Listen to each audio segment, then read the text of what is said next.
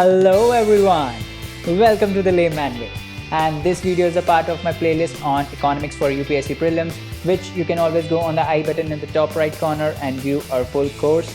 Alright guys, if you are new to the channel, do not forget to smash the like button, subscribe and also turn on the notifications. Do recommend the video to your friends, and if you are following this course, do not forget to leave a comment down below so that we can motivate one another, and let's get started. So guys let's move ahead with the lecture today. और आज हम concepts पढ़ने वाले हैं CRR, SLR, OMO क्या होता है ना, मार्केट स्टैंडिंग फैसिलिटी क्या होती है। तो इन सब के कंसेप्ट्स हम पढ़ने वाले हैं, तो जल्दी से स्टार्ट करते हैं। तो सबसे पहला हम स्टार्ट करेंगे CRR से कि CRR होता क्या है।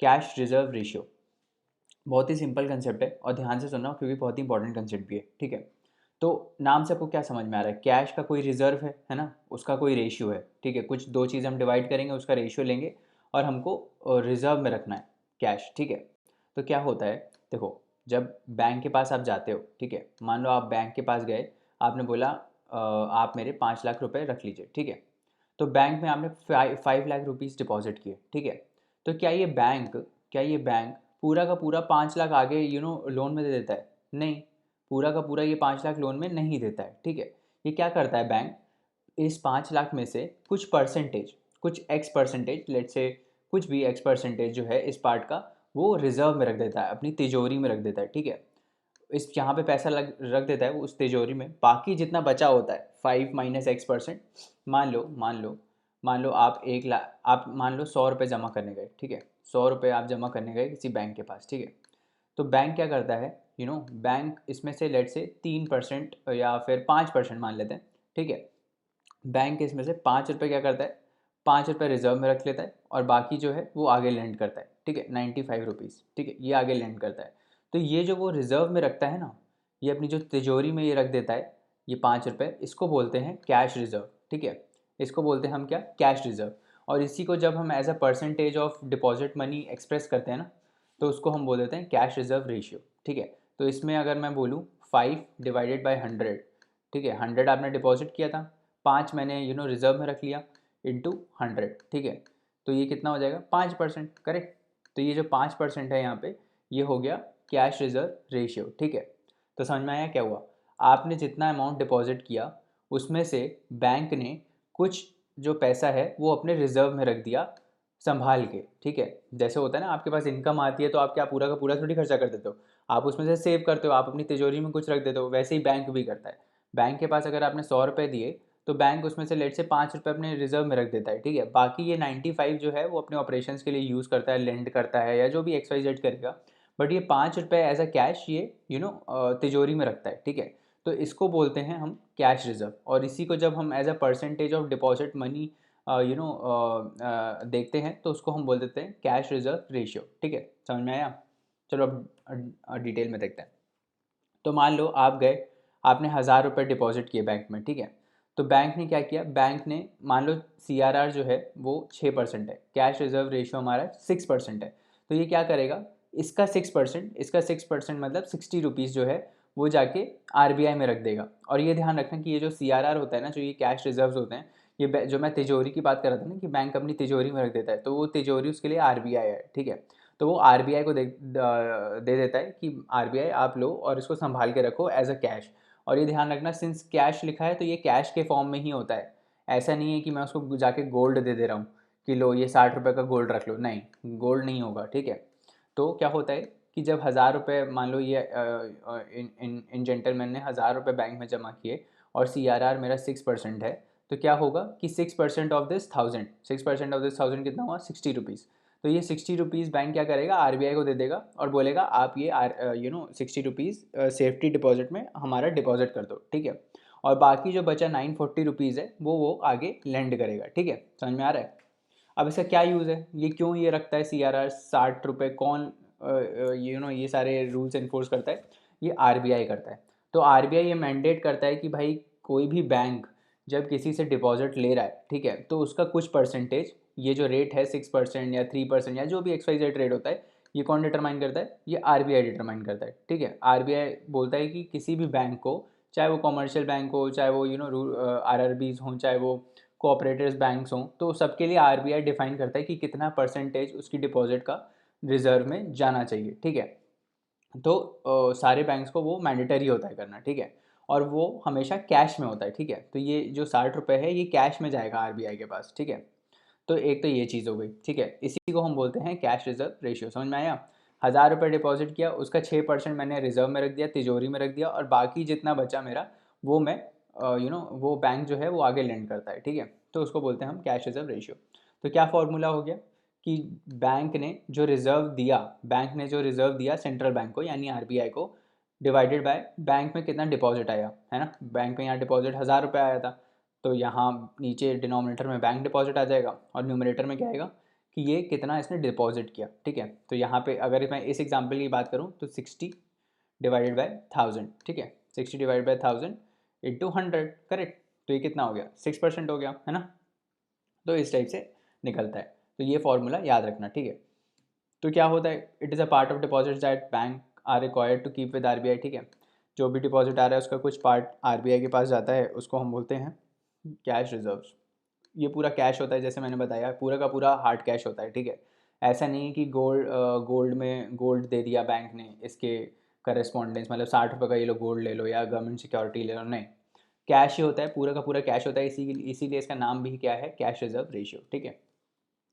और तीसरा सबसे इंपॉर्टेंट पॉइंट कि आरबीआई इसमें कोई इंटरेस्ट पे नहीं करता है। तो ये एक डिपॉजिट नहीं है, समझ में आ रहा है ना। बैंक ये सिर्फ देता है कि आप अपनी तिजोरी में रखो, है ना। आरबीआई तो ये इसको सर्विस प्रोवाइड कर रहा है, इसमें आरबीआई कोई इंटरेस्ट पे नहीं करता है 60 रुपये पे, समझ में आ रहा है। बैंक ने जो ये 60 रुपये तिजोरी में रखने के लिए दिया आरबीआई को, इसमें आरबीआई कोई इंटरेस्ट नहीं देता है इस बैंक को, ठीक है। It is without interest, doesn't पे एनी इंटरेस्ट ऑन इट, ठीक है। और ये किस एक्ट के अंदर आता है, आरबीआई एक्ट 1934 में ये मैंडेटेड है कि सीआरआर कंपलसरी है, ठीक है। अब आरबीआई फिक्स करता है कि कितना अमाउंट होना चाहिए, कितना परसेंटेज होना चाहिए, ठीक है। There is no minimum floor और मैक्सिमम सीलिंग, ठीक है।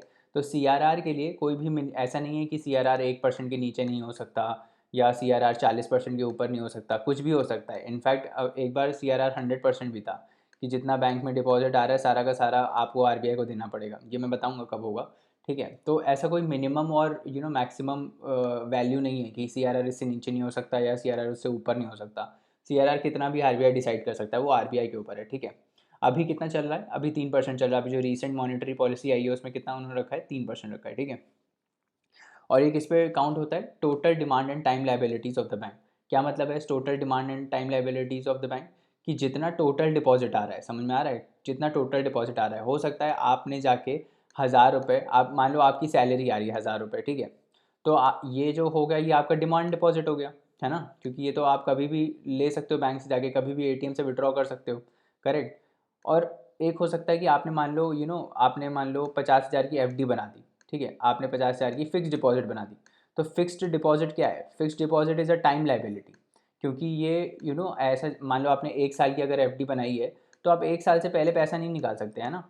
ऐसा नहीं है कि आप कल को गए आपने बोला कि यार मेरे एफडी में जो 50,000 रुपये पड़े मेरे को दो, नहीं, आप नहीं कर सकते। अगर आप ऐसा करोगे तो आपके ऊपर पेनल्टी लगेगा, ठीक है। तो कुल मिला के बात ये है कि जो भी आप पैसा सबमिट करते हो इन फिक्स डिपॉजिट या फिर रिकरिंग डिपॉजिट्स जो होते हैं, उसमें ये टाइम बाउंड होता है कि 1 साल बाद ही आपको पैसा मिलेगा, है ना। तो उसको हम बोलते हैं टाइम लाइबिलिटी।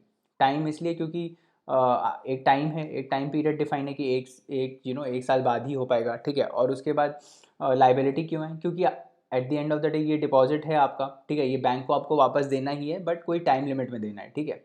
समझ में आ रहा है। तो इसीलिए उसको टाइम लाइबिलिटी बोलते हैं। तो जितना भी कुल मिला के जितना भी टोटल डिपॉजिट होता है ना, टोटल डिपॉजिट जो बाहर से आ रहा है, चाहे वो डिमांड हो चाहे वो टाइम हो, दोनों पे काउंट होता है ये, ठीक है। दोनों का एज अ परसेंटेज काउंट होता है। तो टोटल डिपॉजिट पे बेसिकली ये सीआरआर डिफाइन होता है, ठीक है। 6% ऑफ द टोटल डिपॉजिट, समझ में आ रहा है। चाहे वो डिमांड हो चाहे वो टाइम लाइबिलिटी हो। इसका हम कंसेप्ट और डिटेल में पढ़ेंगे, डिमांड और टाइम लाइबिलिटीज़ क्या होते हैं आगे पढ़ेंगे। बट अभी के लिए आप ये समझ लो कि टोटल डिपॉजिट जो होता है उस पर ये सीआरआर हमारा काउंट होता है, ठीक है। सारे शेड्यूल कमर्शियल बैंक्स, ठीक है, उनको सीआरआर रखना कंपलसरी है, आरबीआई ने मैंडेट किया हुआ है। और ऐसे ज़रूरी नहीं है हर बैंक के लिए सेम हो, ठीक है। तो RBI can prescribe separate norms for RRBs and cooperative banks as well, ठीक है। तो आरआरबीज और कोऑपरेटिव्स के लिए डिफरेंट सीआरआर आरबीआई प्रिस्क्राइब कर सकता है, ठीक है। और जैसे कि मैं बात कर रहा था इंक्रीमेंटल सीआरआर की, ठीक है। तो मैंने क्या बात किया कि था कि सीआरआर जो है वो 100% भी हो सकता है ना। 100% CRR जब होगा तो उसका क्या मतलब है? 100% अगर CRR हो गया तो उसका क्या मतलब होगा कि आप जितना डिपॉजिट दे रहे हो सारा बैंक जाके RBI में जमा कर दे रहा है, तभी तो 100% आएगा। जो ये मेरे डिपॉजिट हैं विद द सेंट्रल बैंक, वो अगर 1 हो और बैंक डिपॉजिट भी 1 हो, तभी तो ये 100% आएगा। मतलब जितना आपका पैसा आ रहा है टोटल, डिपॉजिट आ रहा है, सारा का सारा बैंक जो है वो जाके RBI में इन रिजर्व रख दे रहा है, ठीक है, तभी 100% आएगा। ठीक है, ये स्पेशल केसेस में ही होता है, ठीक है, जनरली नॉर्मली नहीं रहता ये ऐसे, ठीक है। तो स्पेशल केसेस कब थे? जब हमारा डीमोनेटाइजेशन हुआ था। तो डीमोनेटाइजेशन के समय क्या हुआ था कि डीमोनेटाइजेशन के समय करेंसी जो है वो इनवैलिड हो गई थी, 500 और 1000 रुपीज़ के नोट, ठीक है। और फिर गवर्नमेंट ने क्या बोला था कि जिसके पास भी हैं 500 और 1000 के नोट्स वो जाके बैंक में जमा करें, है ना। तो क्या हुआ, सारा का सारा ब्लैक मनी जो है वो बैंक सिस्टम में आने लगा। तो बैंक के पास सडन बहुत ज़्यादा कैश हो गया, समझ रहे हो, बैंक के पास बहुत ज़्यादा कैश हो गया। अब अगर बैंक के पास बहुत ज़्यादा कैश हो जाएगा तो मतलब पैसा बैंक के पास बहुत है, तो क्या करेगा बैंक? बैंक का एकदम ही इसको पता नहीं होगा क्या करना है, भाई इतना सारा कैश मेरे पास आ गया और आगे लेने वाला कोई है नहीं, तो जो इंटरेस्ट रेट्स हैं वो क्या हो जाएंगे, वाइडन हो जाएंगे। मतलब बहुत ही सस्ते में ये देगा आगे इंटरेस्ट रेट, ठीक है, इंटरेस्ट रेट बहुत ही सस्ते में देगा तो बेकार हो जाएगा ना, बैंकिंग सिस्टम ख़राब हो सकता है। तो क्या किया इन्होंने बोला कि आपके पास जितना का जितना कैश आ रहा है, ठीक है, आप सारा का सारा कैश जो है वो RBI में जाके जमा करो, ठीक है, सारा का सारा कैश RBI में आप जाके जमा करो। इसीलिए उस टाइम जो है वो CRR जो है उन्होंने 100% कर दिया था, ताकि ये जो एक्सेस करेंसी आई है बैंकिंग सिस्टम में, ये जो एक्सेस ब्लैक मनी और 500 1000 के नोट जो एक्सेस में आ गए हैं उसको एब्जॉर्ब किया जा सके, एक्सेस लिक्विडिटी को एब्जॉर्ब किया जा सके। समझ में आ रहा है? समझ में आ रहा है ना क्या होगा? अब देखो इसको क्यों किया गया। देखो एक तो ये चीज़ है कि भाई जो बहुत ज़्यादा पैसा, मान लो 500 1000 के नोट जो हैं वो बहुत ज़्यादा आ रहे थे, ठीक है, बहुत ज़्यादा बैंकिंग सिस्टम में आ गए। तो क्या हुआ, जब बहुत ज़्यादा बैंकिंग सिस्टम में इतने आ गए नोट, तो क्या हुआ, अब बैंक के पास बहुत ज़्यादा कैश हो गया, ठीक है, पहले बैंक के पास लिमिटेड कैश था, अब बैंक के पास बहुत पैसा हो गया। तो बैंक के पास जब बहुत पैसा हो जाएगा तो बैंक क्या करेगा, बैंक बहुत ही कम इंटरेस्ट रेट में बाहर पैसा दे देगा, है ना। बैंक बहुत ही कम इंटरेस्ट रेट में बाहर पैसा दे देगा। और जब बहुत ही कम इंटरेस्ट रेट में जब पैसा ये बाहर दे देगा तो क्या होगा, जो सप्लाई है मनी का इकोनॉमी में वो बहुत ही एक्सेस शूटअप कर जाएगा, करेक्ट। और जब मनी बहुत ज़्यादा शूटअप कर जाएगा तो क्या होगा, बहुत लोगों के पास पैसा आ जाएगा। जब बहुत लोगों के पास पैसा आ जाएगा तो डिमांड बढ़ जाएगा, ठीक है। जब बहुत लोगों के पास पैसा आ जाएगा तो डिमांड बढ़ जाएगा, तो इन्फ्लेशन आने के चांसेस हैं। समझ में आ रहा है कि सप्लाई तो क्योंकि कमोडिटीज़ की उतनी ही है, बट लोगों के पास पैसा बहुत ज़्यादा आ गया तो डिमांड बढ़ गया। जब डिमांड बढ़ गया क्योंकि पैसा लोगों के पास बहुत ज़्यादा आ गया तो क्या होगा, इन्फ्लेशन आ जाएगा, प्राइसेस राइज हो जाएंगे क्योंकि सेम चीज़ को ख़रीदने वाले बहुत लोग होंगे। समझ में आ रहा है? तो इसी पूरे सिस्टम को सही करने के लिए उन्होंने ये बोला कि आप जो एक्सेस पैसा जितना आ रहा है डिमोनेटाइजेशन के थ्रू, वो सारा का सारा जो है वो आप RBI में जाके जमा कर दीजिए। समझ में आ रहा है? तो इसी को इन्होंने बोला था कि ये इंक्रीमेंटल CRR है। इंक्रीमेंटल मतलब कि जितना का जितना पैसा आ रहा है वो आप सारा इधर जाके जमा कर दो तो 100% जो है वो CRR हो गया, ठीक है। तो ये कंसेप्ट था, आई गेस समझ में आ गया होगा, ठीक है। अब ये वही है कि एक तो ये रीज़न है CRR हम रखते क्यों रखते हैं कैश रिजर्व, ताकि जो मान लो कोई डिपॉजिट देने आ रहा है, ठीक है, अगर हम सारा का सारा लेंड कर देंगे, सारा का सारा अगर हम लेंड कर देंगे, तो मान लो कोई यहाँ से विड्रॉ करने आ रहा है तो बैंक पैसे क्या देगा, ठीक है। ऐसा तो है नहीं ना कि सब एक टाइम पे ही आएंगे डिपॉजिट करने और एक टाइम पे ही विड्रॉल लेने आएंगे। ऐसा होता तो बैंक कर भी सकता था ऐसा, बट ऐसा तो होता नहीं है। एक टाइम पे कोई डिपॉजिट करने आएगा तो दूसरे टाइम पे कोई लेने भी आएगा, तो ये बैंक ये वाला पैसा कहाँ से देगा, ये पैसा यहीं से देगा कैश रिजर्व रेशियो से, है ना, कुछ कुछ रिजर्व रखा रहता है वहीं से देता है। या फिर बैंक रन क्या होता है, देखो बैंक रन क्या होता है मैं बताता हूँ, बैंक रन क्या होता है। मान लो जैसे येस बैंक का भी क्राइसिस आया था, ठीक है, येस बैंक के रूमर्स फैलने लगे कि येस बैंक जो है वो पूरा डूबने वाला है। तो जितने भी लोगों के पैसे रखे थे येस बैंक में सब जाके निकालने लगे पैसे, ठीक है, सब जाके पैसे निकालने लगे। तो एकदम से जब सब जाके पैसे निकालने लगे तो क्या हुआ, बैंक के पास इतना पैसा थोड़ी है कि सब एक साथ आके निकालने लगे तो बैंक दे देगा। ऐसा तो है नहीं पैसा, है ना, इतना बैंक के पास पैसा नहीं है क्योंकि वो तो पैसा तो रोटेट करता है मार्केट में, है ना, बैंक का। तो बैंक इस टाइप से बफर लेके चलता है कि भाई मान लो कुछ टाइम पे कुछ लोग ही निकालने आएंगे पैसा। समझ में आ रहे हो? समझ में आ रहा है कि कुछ टाइम पे मतलब एक पर्टिकुलर टाइम पे कुछ लोग ही पैसा निकालने आए, विड्रॉ करने आएंगे, बाकी लोग सबमिट करेंगे, डिपॉजिट करेंगे। बट अब मान लो सभी विड्रॉ करने आ गए एक साथ, क्योंकि रूमर्स फैल गए हैं कि भाई बैंक जो है वो ख़राब, मतलब बैंक जो है वो शट डाउन करने वाला है, तो लोगों को लगेगा यार मेरे पैसे कहाँ जाएंगे, तो सबके सब क्या पैसे निकालने आ जाएंगे। तो इस केस में कैसे पे करेगा, इस केस में बैंक कैसे पे कर पाएगा जब उसके पास पैसा ही नहीं होगा। तो इसी चीज़ को टैकल करने के लिए आरबीआई जो है वो कैश रिजर्व रेशियो का मैंडेट करता है कि भाई आप कैश रिजर्व रेशियो रखिए। अगर ऐसा कोई सिचुएशन आता है कि आपका रूमर फैल गया है और बैंक कोलैप्स होने वाला है, तो अगर मान लो ऐसे डर गए, जिनका पैसा डिपॉजिट है वो सब डर गए और सारे के सारे निकालने आ गए, तो तब हम इसको कैश रिजर्व रेशियो से पैसा देंगे, ठीक है। तो अभी देखा होगा, अभी येस बैंक जब फेल हो रहा था तो आरबीआई ने कैप रख दिया था कि आप 50,000 से ऊपर जो है वो विड्रॉ नहीं कर सकते, राइट। तो वो 50,000 लिमिट उन्होंने इसीलिए रखा था क्योंकि इतना ज़्यादा रिजर्व नहीं रहता है बैंक के पास, समझ में आ रहा है, इतना ज़्यादा रिजर्व नहीं रहता है, तो थोड़ा थोड़ा पैसा सबको मिल पाए इस वजह से, ठीक है। तो ये सब होता है। अभी एक और कंसेप्ट है मनी मल्टीप्लायर का, हम देखेंगे सीआरआर कैसे मनी मल्टीप्लायर होता क्या है और सीआरआर उसको कैसे इफेक्ट करता है। तो ये बेसिकली ये दोनों जो मनी मल्टीप्लायर है वो सीआरआर पे डिपेंड करता है कि आपका कैश रिजर्व कितना है बैंक में, ठीक है। तो उस पर डिपेंड करता है, आगे देखेंगे, ज़्यादा टेंशन लेने की ज़रूरत नहीं है, ठीक है। और दूसरा आता है statutory liquid ratio, liquidity ratio. ये क्या होता है, जैसे हमने सीआरआर पढ़ा ना, सीआरआर क्या होता था, सीआरआर होता था कि आपने डिपॉजिट रखा बैंक में और बैंक ने कुछ पार्ट ऑफ कैश, इसी डिपॉजिट का कुछ पार्ट ऑफ टैक्स, डिपॉजिट का कुछ पार्ट उसने आरबीआई में दे दिया है ना, एज अ कैश दे दिया और बाकी लेंड किया, ठीक है, बाकी लेंड किया, ठीक है। ये होता था सीआरआर। अब एसएलआर में क्या होता है, एसएलआर में क्या होता है, सेम सिनेरियो है ये भी।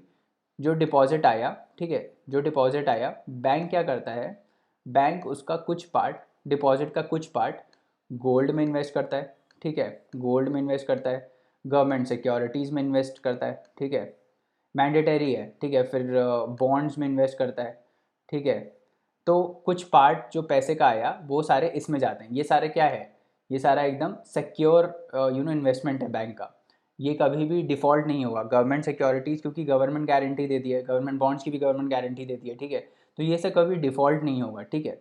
तो कुछ पार्ट जो डिपॉजिट आ रहा है, मान लो 1000 है, ठीक है, मान लो 1000 रुपये डिपॉजिट आ रहा है, तो लेट से 20% SLR है, तो इसको जो है ये 1000 का 20%, ठीक है, यानी 200 रुपये जो है वो इसमें इन्वेस्ट करना पड़ेगा, किस में, गवर्नमेंट सिक्योरिटीज़, गोल्ड, ठीक है, बॉन्ड्स, इन सब में इन्वेस्ट करना पड़ेगा और बाकी जो बचेगा वो आगे वो लेंड करेगा।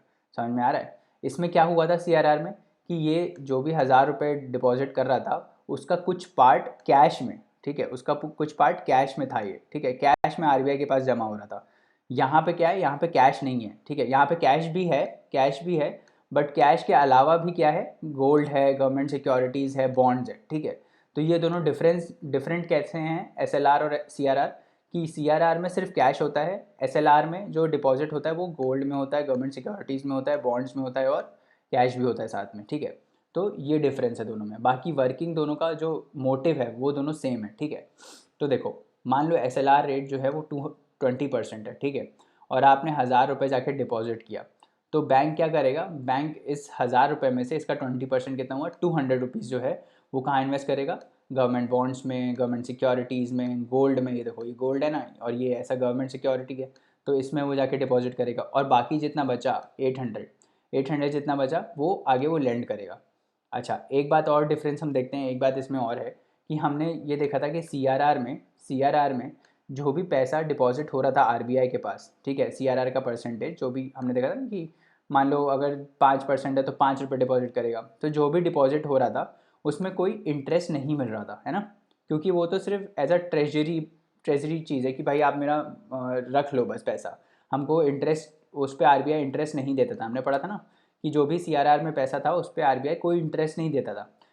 बट एसएलआर में तो आप क्या कर रहे हो, एसएलआर तो आप इन्वेस्टमेंट के पर्पज़ से कर रहे हो, है ना। तो एसएलआर में आप क्या कर रहे हो कि भाई आप गवर्नमेंट सिक्योरिटीज़ में इन्वेस्ट कर रहे हो, तो गवर्नमेंट सिक्योरिटीज़ में तो आपको इंटरेस्ट मिलेगा ही, गवर्नमेंट बॉन्ड्स में भी इंटरेस्ट मिलता है ना, गवर्नमेंट बॉन्ड्स में भी इंटरेस्ट मिलता है, तो यहाँ पे इंटरेस्ट मिलता है, ठीक है, समझ में आ रहा है, यहाँ पे इंटरेस्ट मिलता है, ठीक है। बस यही यही डिफरेंस है दोनों में, ठीक है। अब एक चीज़ और देख लेते हैं, देखो अब डिफरेंस एक बार फिर से मैं समझा देता हूँ। सीआरआर में क्या था, यहाँ पे ये कैश में पूरा का पूरा कैश डिपॉजिट हो रहा था आरबीआई में, जो भी 1000 था उसका परसेंटेज जो भी सीआरआर रेट होता है उसका, जैसे मान लो 6% है तो 1000 का 6%, 60 रुपीज़ बैंक को मैंडेटरी था कि वो आरबीआई के पास जाके जमा करेगा पूरा कैश में, ठीक है। एसएलआर में क्या है, एसएलआर में ये कैश नहीं है, एसएलआर में क्या है, गोल्ड है, गवर्नमेंट सिक्योरिटीज़ है, बॉन्ड्स हैं, ठीक है, और कुछ पार्ट कैश भी रहता है, ठीक है। बट कुल मिला के बात ये है कि इसमें जो है सीआरआर में आरबीआई इसको इस पैसे पे इंटरेस्ट नहीं देता था, ठीक है। ये सीआरआर में ये इंटरेस्ट नहीं मिलता है, ठीक है। जबकि एसएलआर में क्या होता है, एसएलआर में इंटरेस्ट मिलता है, ठीक है, क्योंकि ये इन्वेस्टमेंट पर्पज से हो रहा है, ठीक है। तो ये डिफरेंस है दोनों में।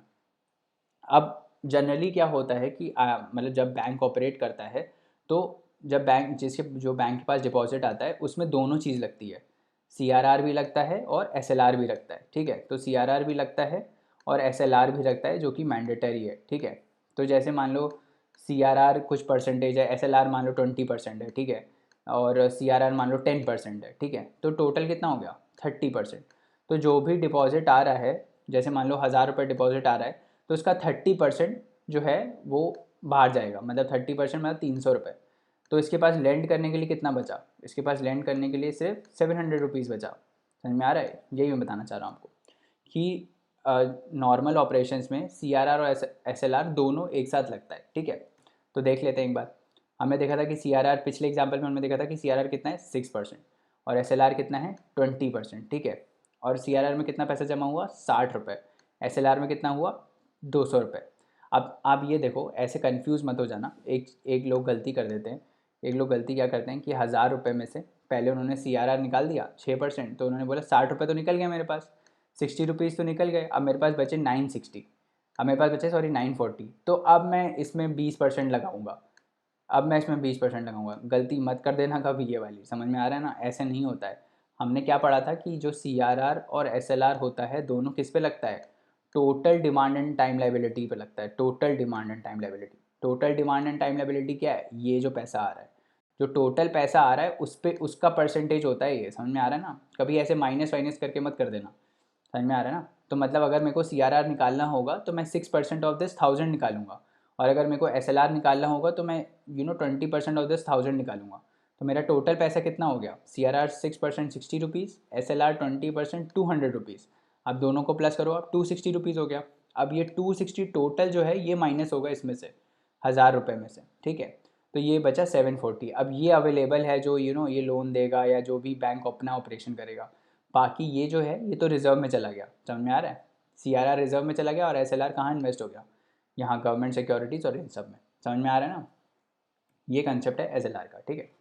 तो क्या है, banks must keep this deposit in liquid assets. ये लिक्विड एसेट्स होते हैं such as cash, gold, government securities, treasury bills, state development loan bonds and other securities. ये सब सेफ इन्वेस्टमेंट्स हैं, समझ रहे हो। इसमें कभी भी पैसा डिफ़ॉल्ट नहीं होगा। इसका मोटिव यही रहता है कि कुछ पार्ट जो है वो उसका सेफ इन्वेस्टमेंट में जाए, समझ में आ रहा है। पूरा का पूरा आप इक्विटी में दे दोगे, पूरा का पूरा आप लोन में दे दोगे, तो बैंक का डिफ़ॉल्ट होने का चांस बहुत बढ़ जाएगा, समझ में आ रहा है।